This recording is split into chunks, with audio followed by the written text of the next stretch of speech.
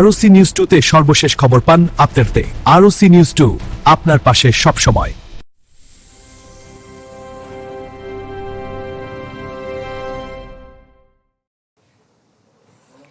রাষ্ট্রভাষা আন্দোলন ৭৪ বছর আগে পৃথিবীর ইতিহাসে রচনা করেছিল এক বিরল প্রতিবাদের নজির। ৫২ সেই চেতনায় যুগে যুগে শানিত হয়েছে প্রতিবাদের ভাষা। ৭১, ৬৯, ৯০ কিংবা ২৪ সময়ের প্রয়োজনে হয়ে উঠেছে আরও ক্ষুরধার, স্ফুলিঙ্গ ছড়িয়ে দিয়েছে বিপ্লবী হৃদয়ে। সবুজ হোসেনের তোলা ছবিতে আদ্দিন সজীবের রিপোর্ট।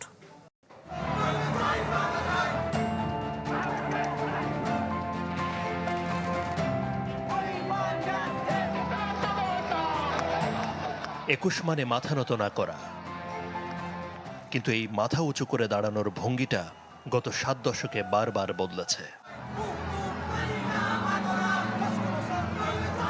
১৯৫২ সালে রাষ্ট্রভাষা বাংলার দাবিতে যে প্রতিবাদের শুরু, তার ভাষা ছিল বিনয়ী কিন্তু সংকল্পে দৃঢ়। তখনকার ব্যানার, ফেস্টুনে, লিপিকার নান্দনিকতায় ফুটে উঠত রাষ্ট্রভাষা বাংলা চাই, একটা স্পষ্ট ও অমোঘ দাবি। সময় গড়ানোর সাথে সাথে প্রতিবাদের ব্যাকরণও বদলেছে। ৬৯-এর গণঅভ্যুত্থান আর ৭১-এর মহান মুক্তিযুদ্ধে সেই ভাষা হয়ে ওঠে তপ্ত আগ্নেয়গিরি। স্লোগান তখন কেবল দাবি নয়, বরং অধিকার আদায়ের রণসঙ্গীত। তোমার আমার ঠিকানা পদ্মা মেঘনা যমুনা, এই পংক্তির মধ্য দিয়ে প্রতিবাদের ভাষা খুঁজে পেয়েছিল এক ভৌগোলিক পরিচয়। ৯০-এর স্বৈরাচার বিরোধী আন্দোলনে নূর হোসেনের শরীর হয়ে উঠেছিল প্রতিবাদের ক্যানভাস। তবে একবিংশ শতাব্দীতে সে প্রতিবাদের ভাষা লাভ করেছে নতুন এক মাত্রা। এ গ্রেড ক্লিংকারের কনফিডেন্স সিমেন্ট, বাংলাদেশের হৃদয় জুড়ে।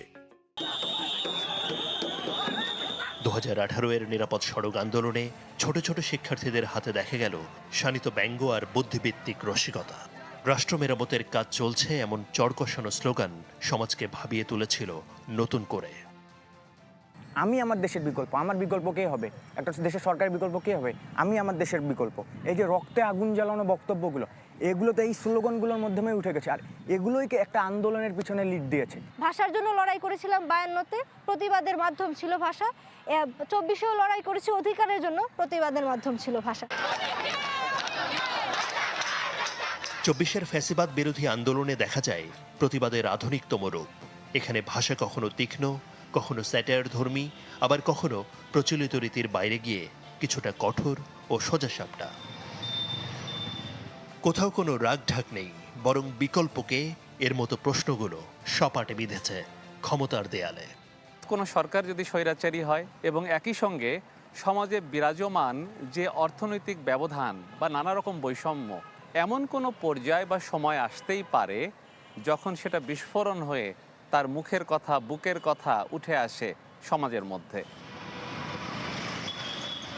৫২ থেকে ২৪, ৫২-র শরিয়া কক্ষ এখন আর কেবল বর্ণমালায় সীমাবদ্ধ নেই, তা ছড়িয়ে পড়েছে ফেসবুকের ওয়ালে, শহরের দেয়ালে কিংবা তারুণ্যের মিছিলে।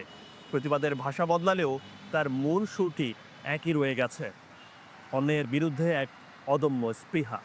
আদ্দিন সজীব।